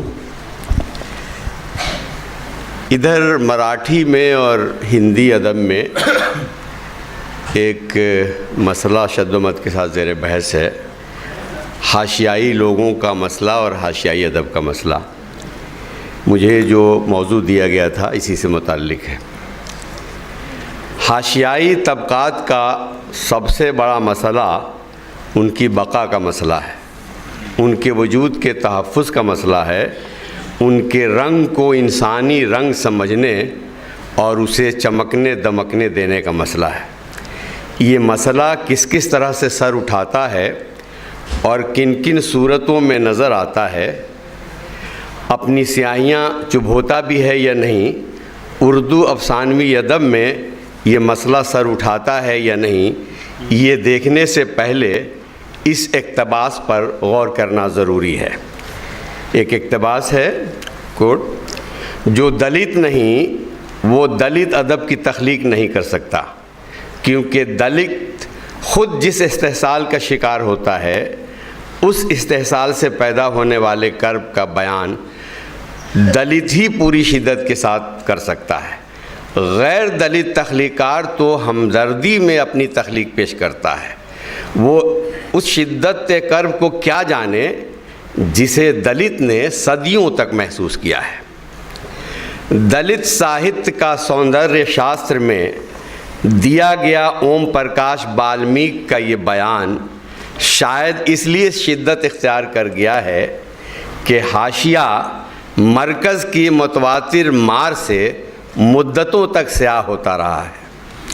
حاشیے کی سیاہی اور گاڑھی ہوتی جائے، اس کے لیے ایسی ایسی سازشیں رچی گئیں اور ایسی ایسی تدبیریں کی گئیں کہ حاشیے پر بسنے والوں کا احساس تک مر گیا، ان سے ان کے حواس چھن گئے، نتنوں تک خوشبو نہ پہنچے اور دل و دماغ تر و تازہ نہ ہو۔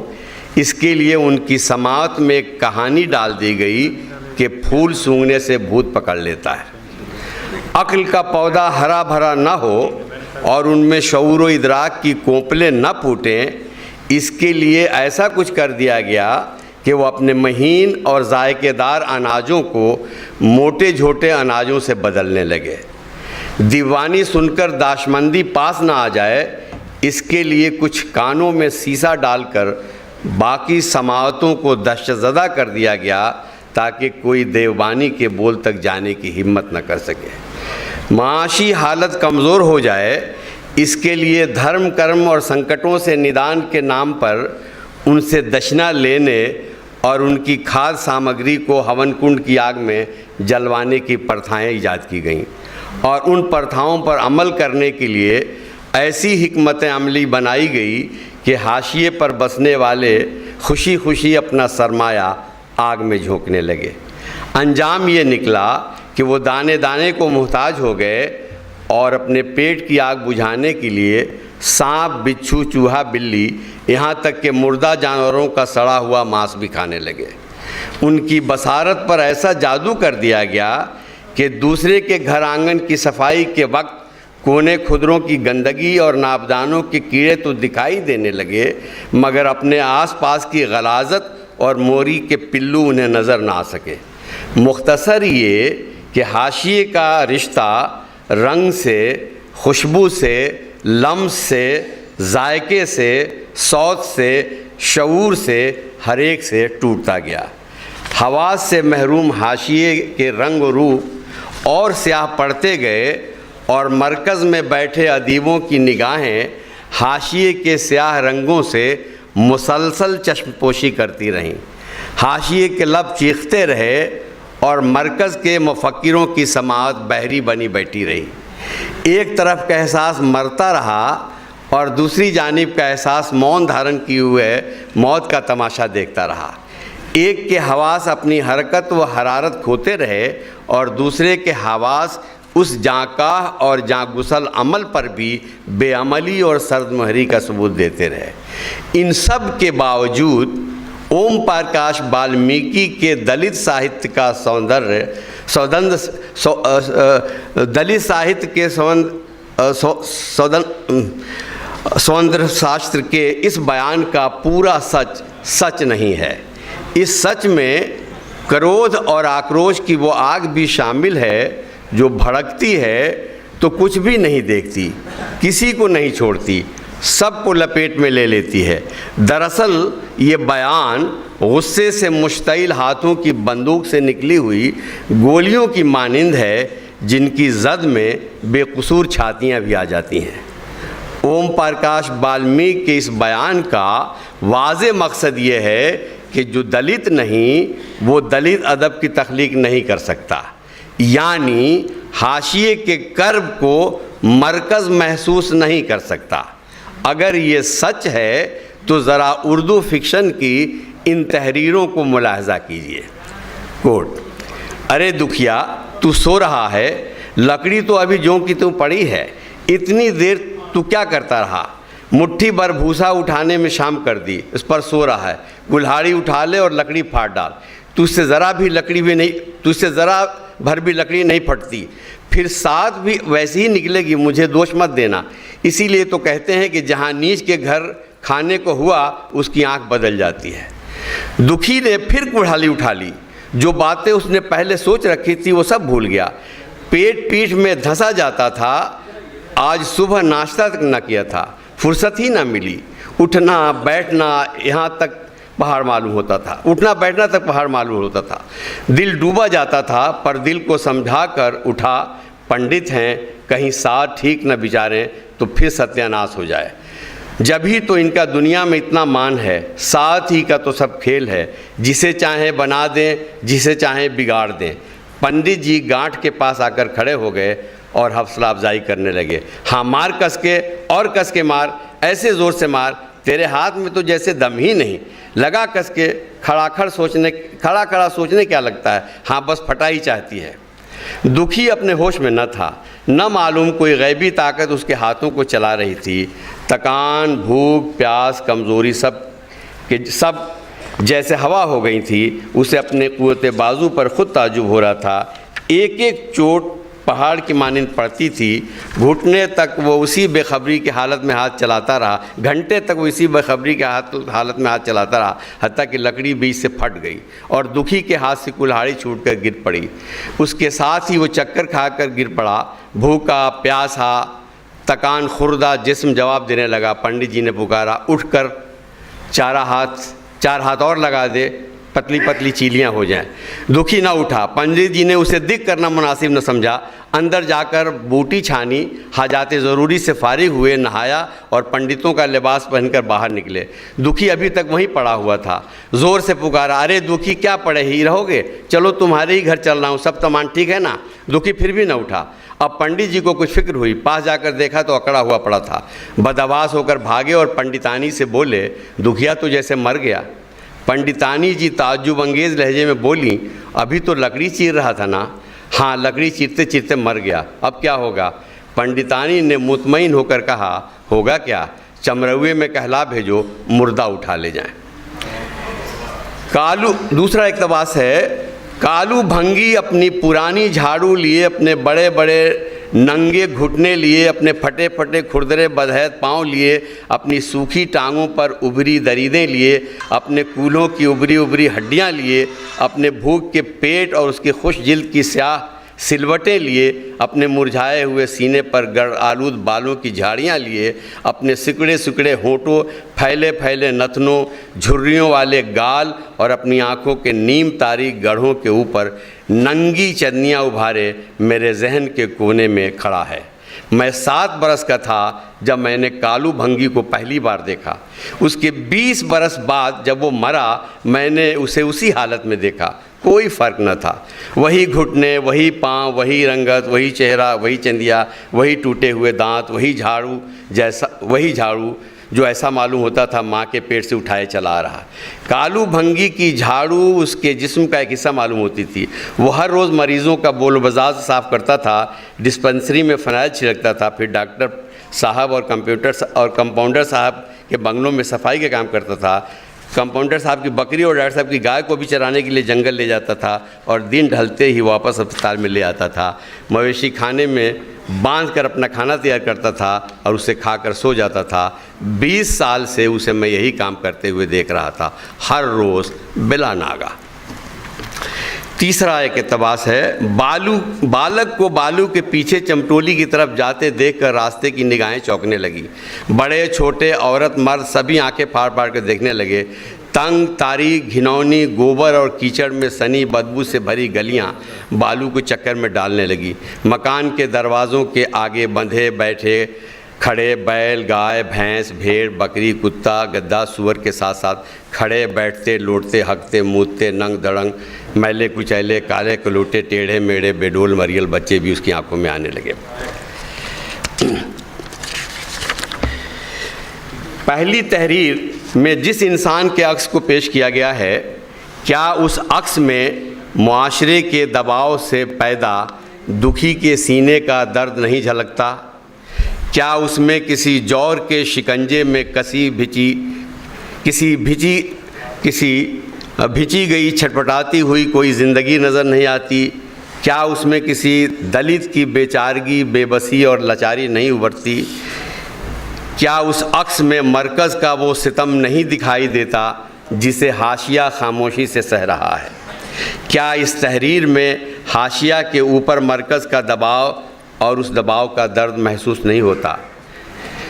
کیا دوسری تحریر میں ایک ایسا کردار نہیں ابھرتا جو صرف نام کا ہی نہیں بلکہ قسمت کا بھی کالو ہے، جس کے رنگ، روپ اور خط و خال میں ہی نہیں دل، دماغ اور روح میں بھی سیاہی بھری ہوئی ہے، جس کے ماضی، حال اور مستقبل تینوں زمانوں میں تاریکی پھیلی ہوئی ہے، جس کی اپنی ذات سے لے کر آبا و اجداد کے حیات تک میلہ اٹھانے اور گندگی میں زندگی گزارنے کا ایک طویل سلسلہ ہے۔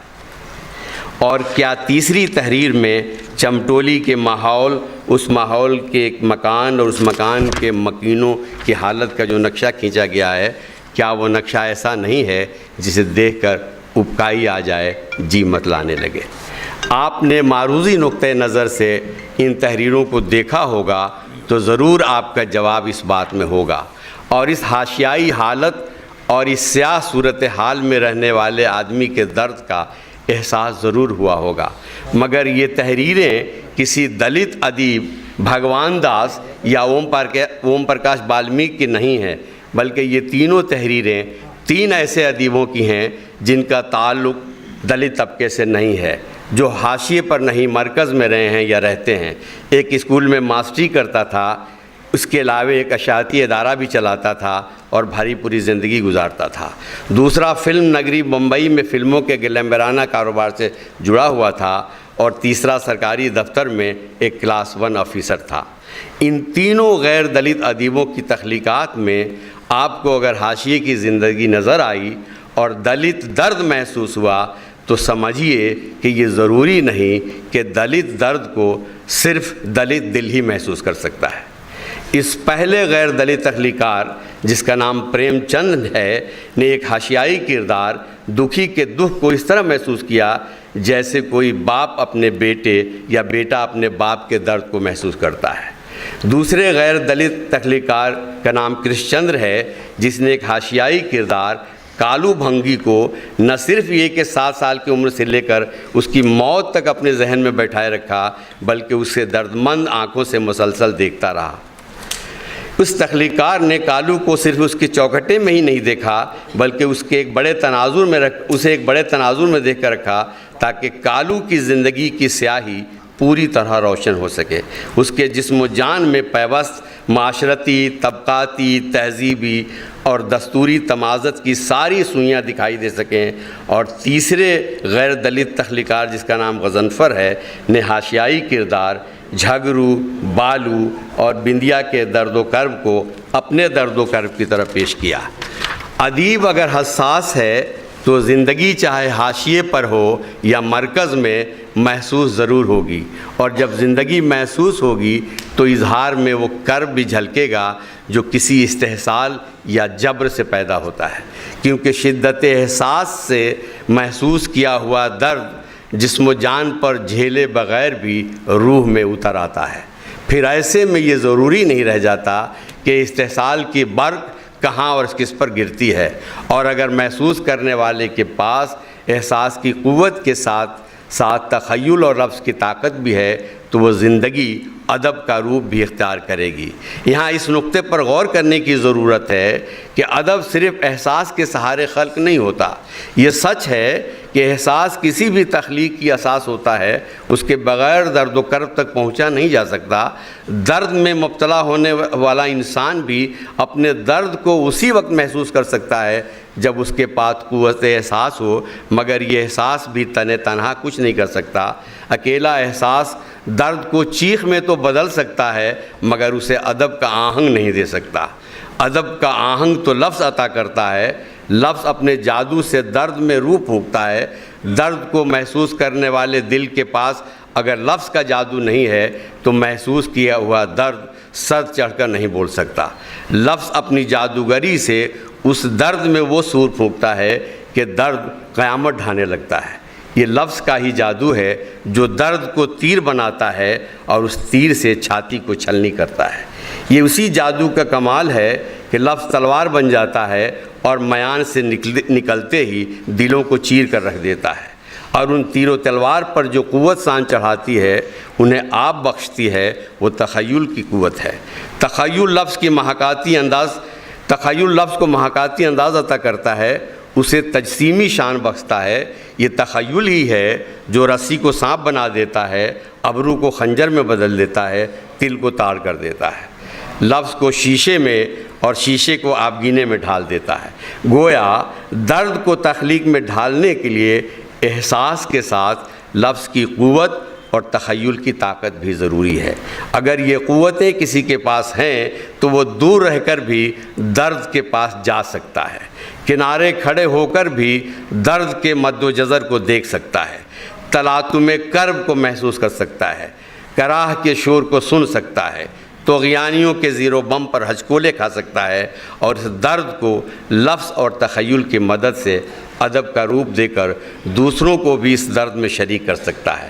اور اگر یہ قوتیں نہیں ہیں تو لاکھ درد میں مبتلا ہو، مصائب و الام میں گھرا ہو، دکھ بھوگ رہا ہو، درد سہ رہا ہو، ظلم و جور کی مار کھا رہا ہو، شدت کرب سے چھٹپٹا رہا ہو، وہ اپنے درد و کرب کا ادبی عکاس نہیں بن سکتا، اسے تخلیق میں نہیں ڈھال سکتا، اسے ادب کا روپ نہیں دے سکتا۔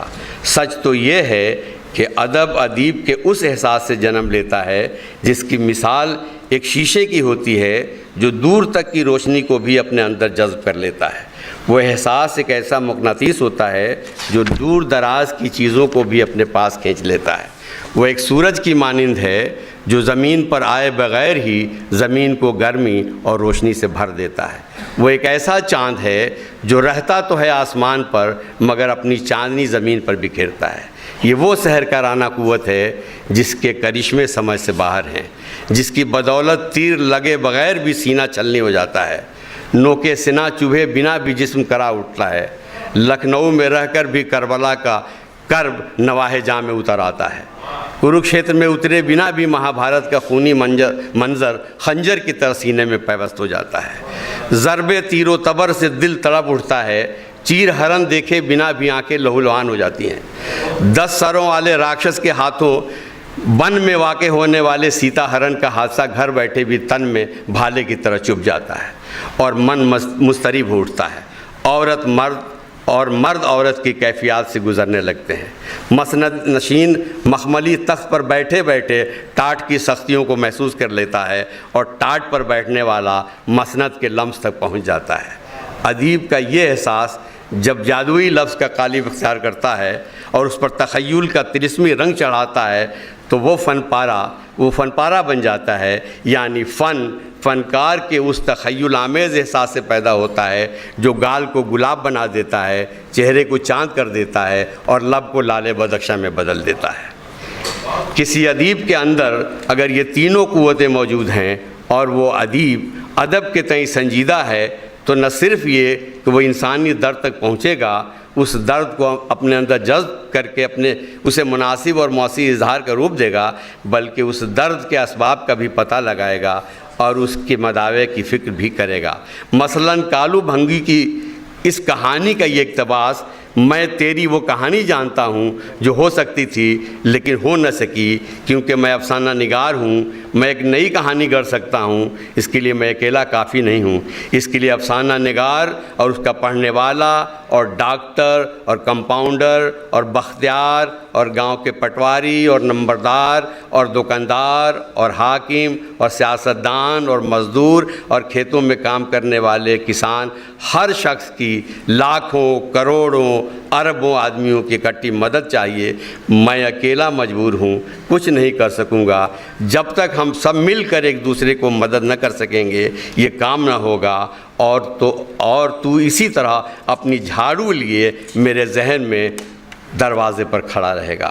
اس اقتباس سے کیا یہ اندازہ نہیں لگتا کہ کرش چندر نے اس کہانی میں نہ صرف یہ کہ کالو بھنگی کی دلت صورتحال کی ترجمانی کی ہے بلکہ اس صورتحال کو بدلنے کی صحیح بھی کی ہے اور بدلاؤ کی تدبیریں بھی بتلائی ہیں، ساتھ ہی اس حقیقت کا احساس بھی دلایا ہے کہ اس سنگین صورتحال کو کوئی ایک آدمی نہیں بدل سکتا، اس کے لیے سب کو آنا ہوگا، تبھی کوئی ایسا انقلاب آ سکے گا جس کی بدولت انسانی روح کی مکمل مسرت جھلک اٹھے گی، اور تب شاید وہ دن کبھی آ جائے کہ کوئی تجھ سے تیری جھاڑو چھڑا دے اور تیرے ہاتھوں کو نرمی سے تھام کر تجھے قوس قزح کے اس پار لے جائے۔ مرکز میں بیٹھے دیگر ادیبوں کو بھی چاہیے کہ وہ حاشیے پر نگاہ ڈالیں، حاشیے پر انہیں مرکز سے زیادہ مواد مل سکتا ہے، حاشیے کی سیاہیاں انہیں زیادہ ایسی سوئیاں فراہم کر سکتی ہیں جنہیں چبھو کر بے حس جسموں میں درد کا احساس جگایا جا سکتا ہے۔ اگر ایسا کیا گیا تو اوم پرکاش والمیک ایک اور بیان دینے پر مجبور ہو جائیں گے، اور ان کا وہ بیان کچھ اس طرح کا ہوگا: فنکار کے پاس اگر احساس ہے اور اس احساس کے اظہار کے لفظ ہے اور اس لفظ میں رنگ بھرنے کے لیے تخیل ہے، تو غیر دلت بھی نہ صرف یہ کہ دلت درد کو محسوس کر سکتا ہے بلکہ اس درد کو بہتر اظہار کا روپ دے سکتا ہے، اور دلت زندگی پر دکھی، کالو، بالو اور بندیا جیسے کرداروں پر ایک نہیں بلکہ درجنوں کہانیاں لکھ سکتا ہے، اور ایسے ایسے تخلیقی سر سنا سکتا ہے جو دلت اور غیر دلت دونوں دلوں میں دلسوزی اور دردمندی کی جوت جگا سکتا ہے، اور اس جوت سے ایک ایسا انسان سامنے آ سکتا ہے جو ایک کیا سارے دکھیوں، کالوؤں، بالوؤں اور بندیوں کو ہاتھ کی نرمی سے تھام کر انہیں قوس قزح کے اس پار لے جا سکتا ہے۔ شکریہ۔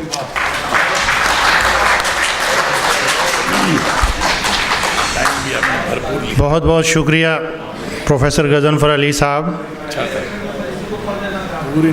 حضرات، ہمیشہ انہوں نے ایسے طبقات کی نمائندگی کی ہے اپنے فکشن میں، اپنی تحریروں میں، اور ظاہر ہے ہم سب لوگ ان کی تحریروں سے مستفید ہوتے رہتے ہیں۔ اب میں گزارش کرتا ہوں پروفیسر سجاد حسین صاحب کو، جو چنئی سے تشریف لائے ہیں، آپ تشریف لائیں اور آپ اپنا مقالہ پیش فرمائیں۔ پروفیسر سجاد حسین صاحب۔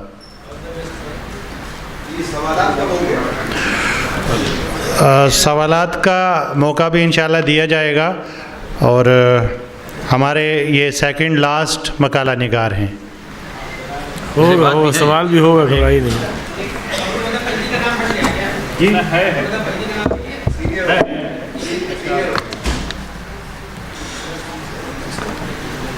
نہیں، ان کا نام نہیں۔ خواتین و حضرات، نہیں، ارتضا نے کہاں اناؤنس کیا تھا؟ اب تک آپ سنجیدہ مقالے سماعت فرما رہے تھے، اب میں آپ کو طنز و مزاح کی وادیوں کی سیر کرانا چاہتا ہوں، آپ کے چہروں پر تھوڑی سی مسکراہٹ بھی آ جائے۔ میرے مقالے کا عنوان ہے اردو سفر ناموں میں طنز و مزاح کے عناصر، اور اس سے کیا مطلب؟ معاصر معاشرے کے رہنے والوں میں کی تہذیب، ثقافت، ان کے عادات و اطوار کے حوالے سے میں نے گفتگو کی ہے۔ یہ کیا مطلب ہوا؟ سفر نامے کو اردو کی اصناف نثر میں ایک پرکشش بیانیہ صنف ادب کی حیثیت حاصل ہے۔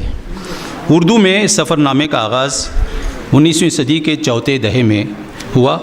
یوسف خان کمبل پوش کا سفر نامہ تاریخ یوسفی معروف بجائے بے فرنگ اردو کا پہلا سفر نامہ تسلیم کیا گیا ہے۔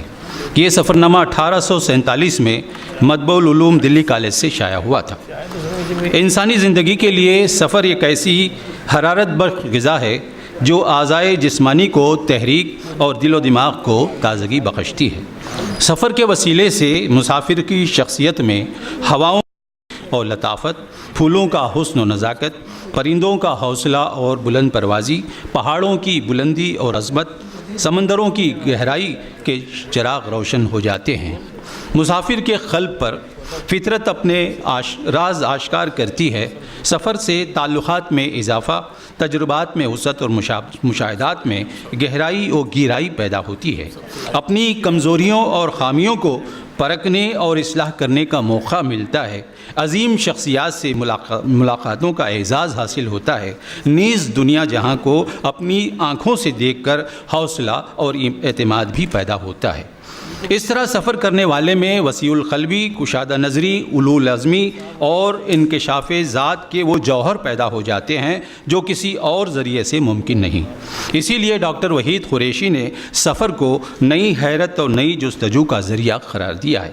اگر ہم سماج پر نظر ڈالیں تو معلوم یہ ہوتا ہے کہ ہر آدمی چلتا پھرتا سفر نامہ ہے، کوئی چھوٹا تو کوئی بڑا، کوئی اپنے اندر سفر کرتا ہے تو کوئی باہر، کوئی دونوں طرف۔ گویا ذات و صفات کے انکشاف کا یہ بہت بڑا ذریعہ ہے۔ شیخ سعدی کی گلستان و بوستان بھی ان کے سفر ہی کا تخلیقی مظہر ہے۔ عموماً سفری مشاہدے میں وہ زاویہ نظر بہت اہمیت رکھتا ہے جس سے سیاح یا مسافر کائنات اور مظاہر کائنات کو دیکھتا ہے۔ یہی زاویہ نظر جب سفر نامے میں منتقل ہوتا ہے تو سفر نامہ نگار کے شعور، رویے اور اس کی شخصیت کا عکاس بن جاتا ہے۔ سنجیدگی کو کائنات کے ہر عمل میں فوقیت حاصل ہے، لیکن یہی سنجیدگی جب ضرورت سے بڑھ جاتی ہے تو یہ مشینی قسم کی فضا کو فروغ دیتی ہے اور زندگی کو بے رنگ کر دیتی ہے۔ وزیر آغا نے لکھا ہے کہ قدرت نے انسان کو ایسی نعمت بھی بخشی ہے جس سے کام لے کر خوفناک سنجیدگی اور زندگی کی صبر آزما کشمکش کو پر وہ ہنس سکتا ہے اور یوں مسکرا کر بلکہ قہقہے لگا کر اپنی اس دیوانہ وار پیش قدمی میں دھیما پن پیدا کر سکتا ہے جو زندگی کے تیز بہاؤ سے ہم آہنگ ہے۔ ڈاکٹر وحید قریشی کے خیال میں کوٹ ہنسنا انسانی فطرت کا خاصہ ہے، یہ ایک ذہنی رویہ ہے جس میں لذت، سرکشی، مسرت، انبساط پایا جاتا ہے۔ ہنسمکھ ایسے آدمی کو کہتے ہیں جس کا چہرہ شگفتہ اور مسکراتا ہوا نظر آئے۔ بہجت کی نفسی کیفیت کو جب خارجی شکل و صورت ملتی ہے تو اسے ہنسی، مسکراہٹ اور خندۂ زیر لب کے طور پر پہچانا جاتا ہے۔ انکوٹ۔ سفر نامہ بھی بظاہر ایک سنجیدہ تخلیقی عمل ہے، لیکن اس میں ہر سفر نامہ نگار ذہنی رویے کے اعتبار سے دوسرے سفر نامہ نگاروں سے مختلف نظر آتا ہے۔ چنانچہ سفر نامہ نگار اگر زندگی کو ہموار، معتدل اور متوازن نظر سے دیکھے تو ایک سنجیدہ سفر نامہ تخلیق پاتا ہے، لیکن اگر وہ زندگی کی ناہمواریوں کا احاطہ کرتا اور انہیں معکوس نظر سے دیکھتا اور زندگی کی حماقتوں اور بلعجبیوں میں خود بھی شریک ہو جاتا ہے تو سفر نامہ مزاحیہ صورت اختیار کر جاتا ہے۔ دوسری طرف اگر سفر نامہ نگار حقیقت و مظاہر کو بلند سطح اور استہزائیہ نظر سے غیر ہمدردانہ انداز میں دیکھتا ہے تو سفر نامہ میں طنز اور زہرناکی پیدا ہو جاتی ہے۔ اردو ادب میں بیشتر سفر نامے سیاح یا مسافر کی سنجیدہ فکر ہی کے عکاس ہیں اور یہ زندگی کو نہ صرف نیا شعور، نئی معلومات بلکہ علم و دانش کی بیش بہا دولت سے بھی سرفراز کرتے ہیں۔ لیکن اس حقیقت سے بھی انکار نہیں کیا جا سکتا کہ سفر کے دوران پیدا ہونے والی حیرت، نئی سرزمینوں سے ملاقات اور ان سے وجود میں آنے والی مسرت نادیدہ کو دیکھ لینے کی بہجت جب شگفتہ صورت اختیار کر لیتی ہے تو اکثر اوقات لطیف و شائستہ مزاح کو بھی جنم دے ڈالتی ہے۔ دوسری طرف جب قدیم و جدید یا مغرب و مشرق کی اقدار کے موازنے سے تحقیر یا توصیف کا جذبہ پیدا ہوتا ہے تو سفر نامے میں بے ساختہ طنز بھی شامل ہو جاتا ہے۔ چنانچہ بعض سفر ناموں نگاروں نے اسی عمل سے زہرخند اور احساس ملال کی صورت پیدا کی ہے۔ بعض نے ذہنی تفریح کے لیے لطائف کا سہارا لیا اور بعض نے مزاح کی فطری تخلیق سے سنجیدہ فضا میں ستاروں جیسی ٹمٹماہٹ پیدا کر دی ہے۔ اس قسم کے عمل نے سفر نامہ کی خوفناک سنجیدگی کو بے رنگ اور خوش ہونے سے بچایا ہے اور معنویت کو اجاگر کرنے میں مدد دی ہے۔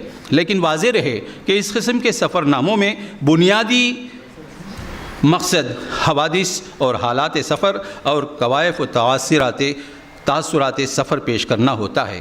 مزاح یا طنز کی شمولیت ایسے سفر ناموں میں محض اتفاقی اور بے ساختہ ہوتی ہے اور یہ مقصود بذات نظر نہیں آتی۔ یہی وجہ ہے کہ اس کی مقدار کھانے میں نمک کی مقدار سے زیادہ نہیں ہوتی۔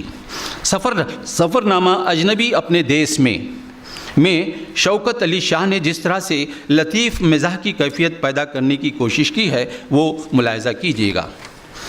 کوٹ: صبح سو کر اٹھا تو طبیعت حشاش بشاش تھی۔ فقیر محمد چائے بنا کر لایا۔ جب میں نے پہلا گونٹ حلق سے اتارا تو ذائقہ مختلف پایا۔ میں نے پیالی رکھ دی۔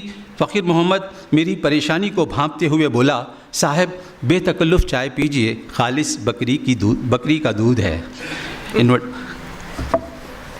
انکوٹ۔ ایک اور مثال دیکھیے، ڈاکٹر وحید قریشی اپنے سفر نامہ چین کی حقیقتیں اور افسانے میں چینیوں کی ضعیف الاعتقادی کو کس طرح طنز کا نشانہ بنایا ہے۔ کوٹ: عام چینی ہر وقت جنرل ماؤ کی تحریروں کا کوئی نہ کوئی چھوٹا مجموعہ اپنے جیب میں رکھتا ہے۔ اپنے خواہش سے اس کی عقیدت کا یہ عالم کہ اگر ڈرائیور کی گاڑی رک جائے یا مسافر بیمار ہو جائے تو اتر کر سب سے پہلے جنرل ماؤ کے کتابچے سے فال نکالتا ہے، انکوٹ۔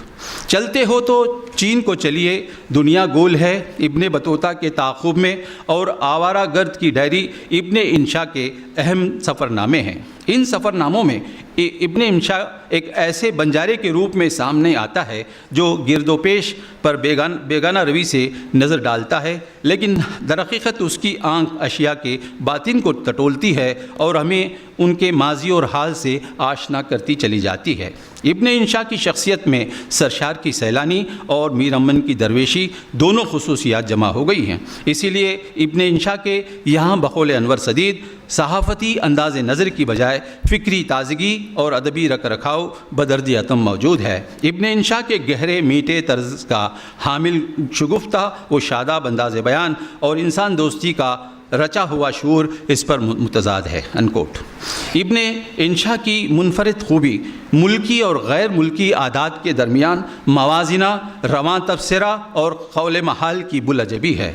ان کے اسی انداز نے سفر نامے کو پامال روایت سے الگ کر کے شگفتگی کے ڈگر پر ڈال دیا ہے۔ مثال کے طور پر چلتے ہو تو چین کو چلیے سے یہ اقتباس ملاحظہ کیجیے جو سبک طنز میں لپٹا ہوا ہے، کوٹ: چینی پانی ابال کر پیتے ہیں، وہاں دودھ بھی گائیوں اور بھینسوں کا ہوتا ہے، تالابوں اور میونسپلٹی کے نلکوں سے حاصل نہیں کیا جاتا، وہاں آزادی کی سخت کمی ہے۔